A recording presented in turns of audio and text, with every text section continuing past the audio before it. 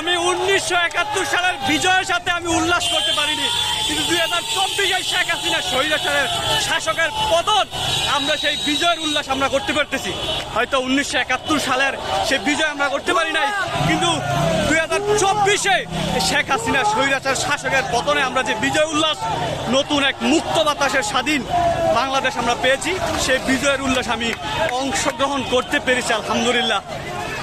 আপনারা দেখতেছেন এই পতাকাটা যেন বারবার বলতেছে কেন আমি এতদিন এই পরাধীন ছিলাম, কেন আমি মুক্ত বাতাসে আমি আসতে পারিনি। আজ এই পতাকা যেন মানে চিৎকার দিয়ে বলতেছে আজ আমি মুক্ত হয়েছি এই শেখ হাসিনার স্বৈরাচার শাসকের কাছ থেকে। আপনারা